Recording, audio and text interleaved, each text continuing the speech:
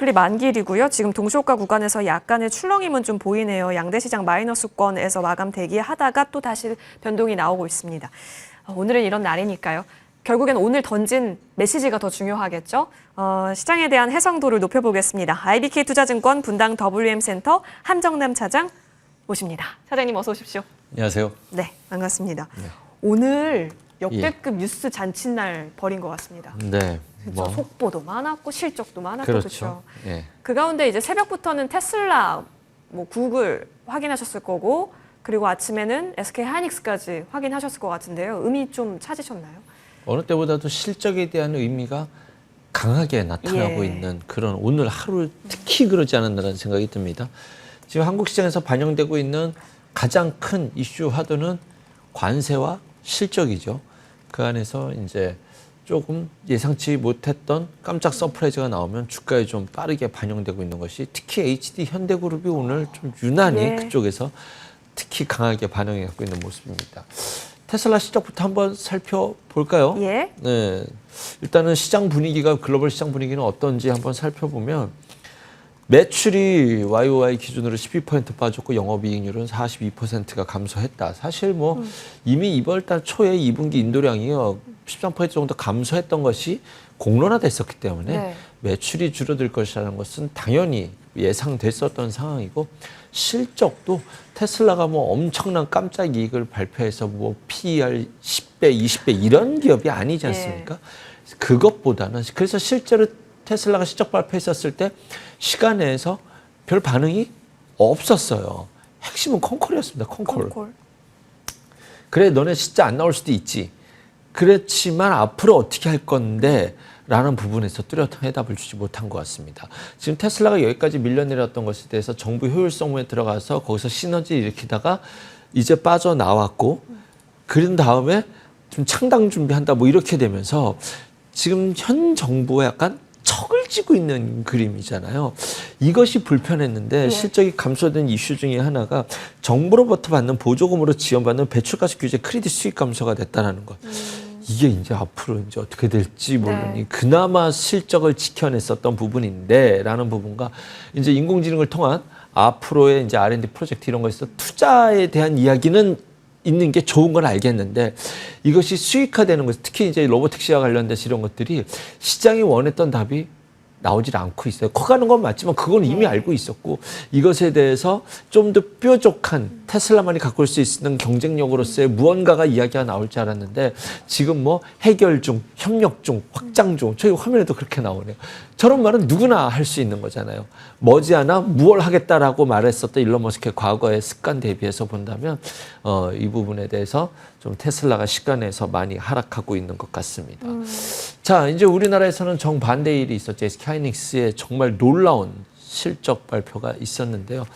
이것도 뭐가 삼성전자 2배 실적 영업이익을 거의 2배 가까운 진짜 영업이익을 발표를 했죠. 대단합니다. 진짜 정말 대단해요. 박수를 쳐주고 싶을 만한. 그런데 이제 고민이 시장 참여자들의 고민이 많은 상황인 것 같아요.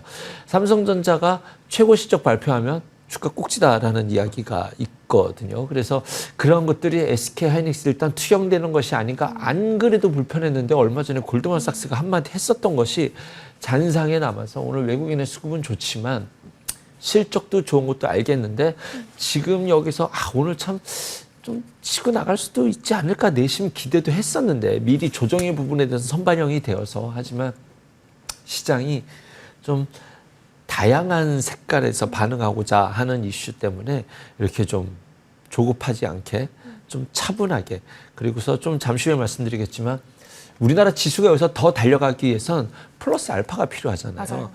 뭐 상법 개정과 관련된 지수에 되는 것은 일단 한번 나왔고 그 다음에선 뭐 달러 약세 기조의 뭐 금리 인하라든가 뭐 이런 어떤 트리거가 나와야 되는데 지수가 치고 가기에도 다소 애매하다라는 점. 사실은 하이닉스가 코스피 영향이 굉장히 높았던 것이 사실이거든요.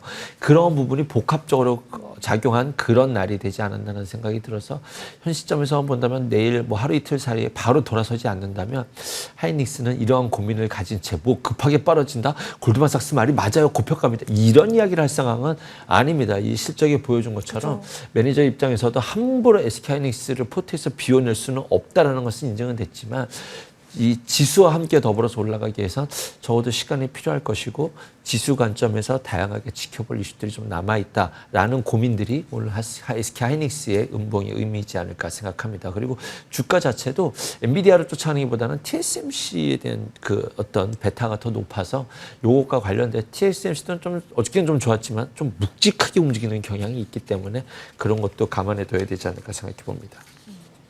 3,200까지 달려왔는데 여기서 더 가기 위해서는 플러스 알파가 필요했고 네. 그 플러스 알파가 관세 협상에서 나올 수 있을까 사실 내심 기대도 있었는데 급한 일정이 있으시다고 2+2 통상 협상이 좀 네. 언제인지 모르게 좀 미뤄졌죠. 네. 어떻게 돼요? 그러면 바쁘신가 봐요. 말을 우물쭈물 하시는데 네. 이 부분이 굉장히 조심스럽게 조심스럽죠. 방송에서 정심스럽게 방송에서 말을 해야 돼서 예. 어제 일본 발표했었잖아요. 그것에 대한 느낌만 제가 말씀드릴게요. 네네. 5,500억 달러 투자한다라고 했죠. 그리고 알래스카 투자한다라고 했습니다. 그리고 쌀을 엄청나게 수입하겠다라고 얘기를 했어요. 맞아요. 쌀은 오케이 일본 입장에서는 쌀 수입해야 되는 게 맞으니까, 맞으니까, 그렇죠. 예.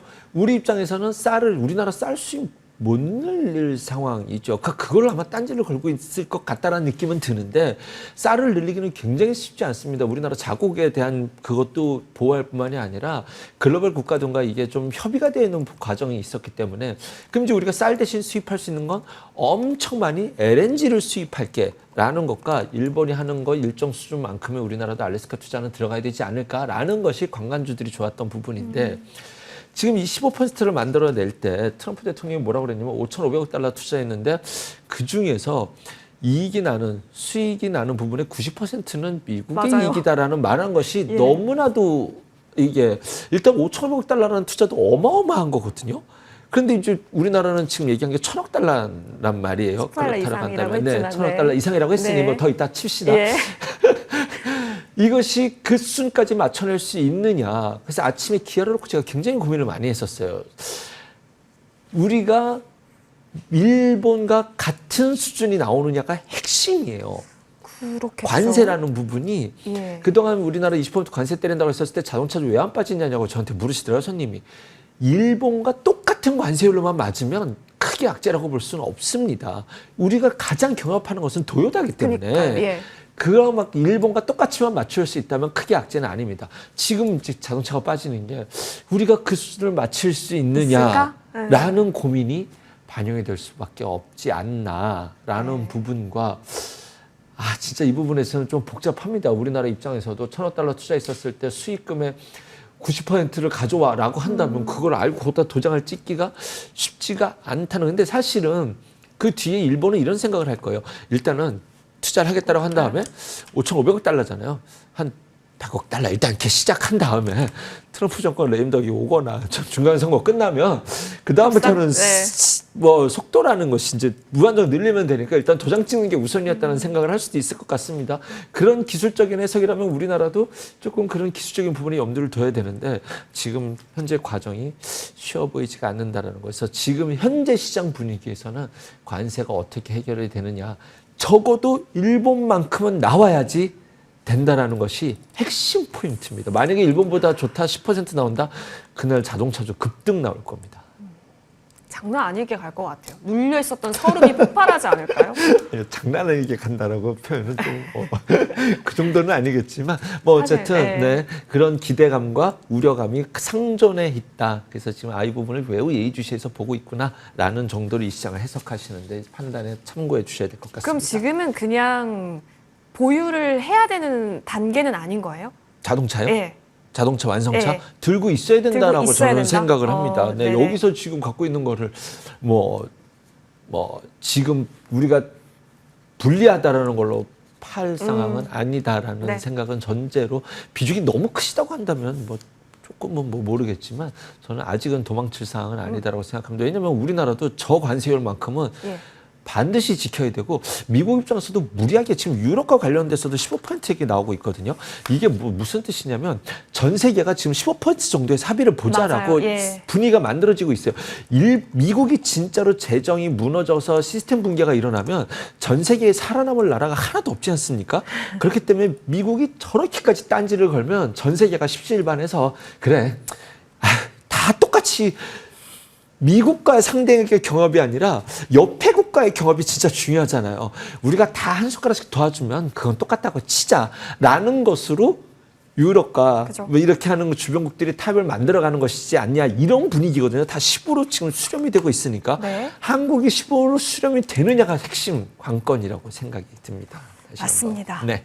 15가 나와주느냐에 대한 부분들, 그쵸. 뭐 보잉도 많이 사주고 있고 지금 그래서 관세 전쟁의 최대 수혜자가 보잉이냐 이런 얘기까지 나오고 있는 상황에서 여러분 계속 이 시나리오는 보고 완성차에 대한 일부 비중은 가져가는 것도 괜찮다 네. 의견 주셨습니다. 액션 플랜 얘기도 해봐야 될 것 같습니다. AI로 가는 산업에 대한 패권 전쟁 계속 이어지고 있는 구간에 저희 포트에 있어서의 중심이기도 합니다. 네. 그렇기 때문에 전력을 보는 거고 그렇기 때문에 AI를 보는 거고 반도체를 보는 거기도 한데요. 주목할 포인트 어디에 더 키워드 주세요? 일단은 절대적으로 전력에만 쏠려 있어요. 전력, 예. 예, 지금 이 정도면 우리나라 인공지능주들도 한번 팔란티어 주가 좋던데 라는 생각은 꿈뻑꿈뻑 들거든요.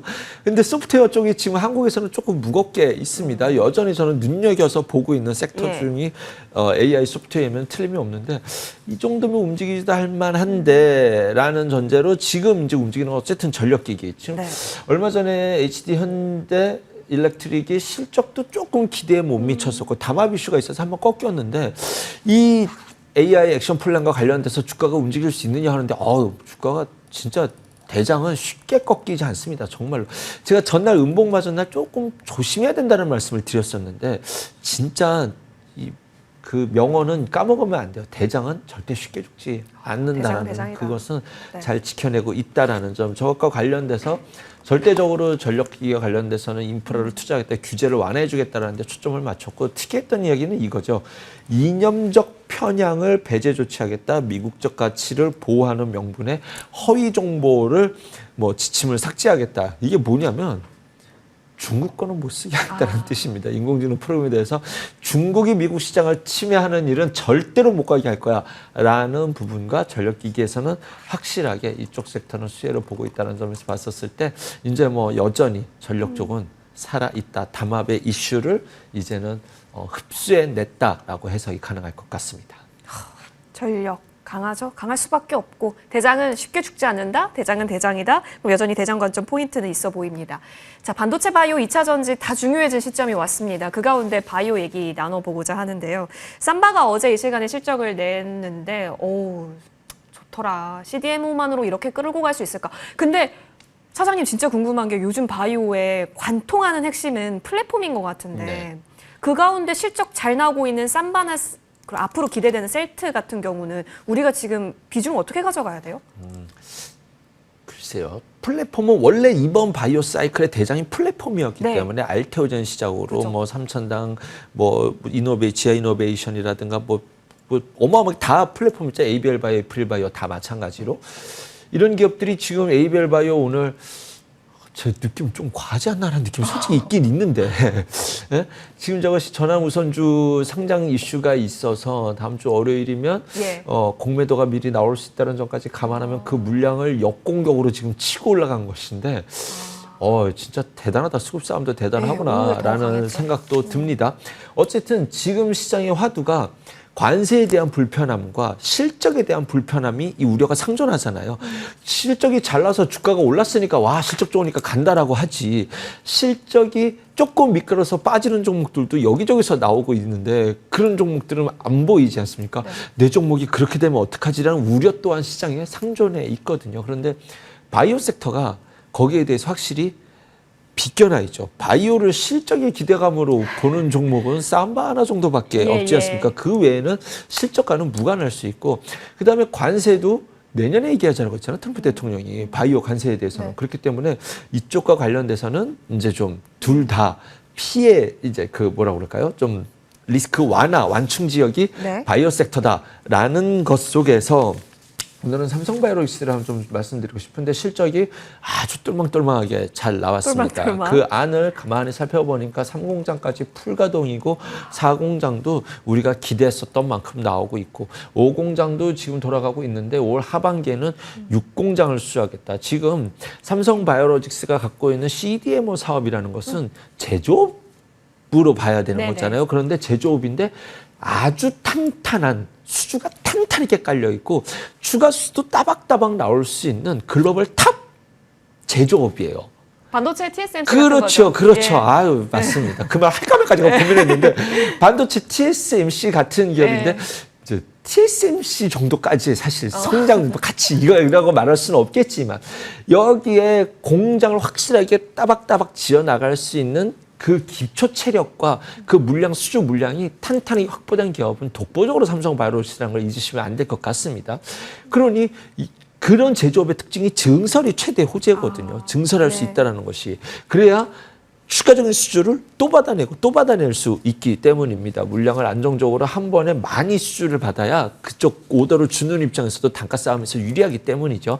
그래서 공장을 지어 나갈 때마다 이 기업의 경쟁력은 더욱더 높아지는 구조 속에 있는 것이 삼성바이오로직스인데 차곡차곡 가고 있는 만큼의 실적이 나오고 있다. 추가 수주도 향후 기대되고 있는데 이제 문제는 이거죠. 에피스랑 분할할 수 있는 이제 분할을 10월에 네. 이제 하게 된다라고 할 때 그 전에 사둬야 되느냐 분할한 다음에 해야 되느냐 뭐 이런 문제도 있었을 수도 있었지 않았을까 생각이 드는데 이번에 실적 발표로 그런 리스크에 대해서는 어차피 인적 분할이기 때문에 뭐 어떤 이런 손해 보거나 이런 부분은 없지 않습니까? 그런 관점에서 이번에 실적 발표는 그 전에도 충분히 담아갈 수 있을 만한 이러한 것을 입증시킨 그런 실적이지 않았을까 생각이 들고 중장기적으로 분할된다 하더라도 바이오 에피스도 지금 굉장히 만만치 않은 사업들을 하고 있거든요. 시장에서 잘 몰라서 그렇지 충분히 매력적인 사업 구조를 가지고 있기 때문에 지금 만약에 홀드에서 앞으로 쭉 성장 사이클을 본다면 나중에 뭘 갖고 있어요? 이런 질문을 하시는 분들도 계신데 둘 다 저는 굉장히 매력적이라고 판단하고 있습니다. 알겠습니다. 그 사법 리스크 해소되고 오히려 그렇죠. 삼성가에서 바이오 쪽에 있어서 힘을 또 실을 수 있다라는 내러티브가 좀 네네, 다시 맞습니다. 꿈틀거리고 있잖아요. 그 가운데 삼바의 호실적 앞으로도 증설이라고 하는 가장 큰 이 둥글게 모멘텀을 갖고 여러분 흐름 보시면 좋겠습니다. 오늘 저희가 준비한 소식 여기까지입니다. 이어지는 머니투데이 방송과 함께 내일장 승리 전략 세워보시죠. 고맙습니다.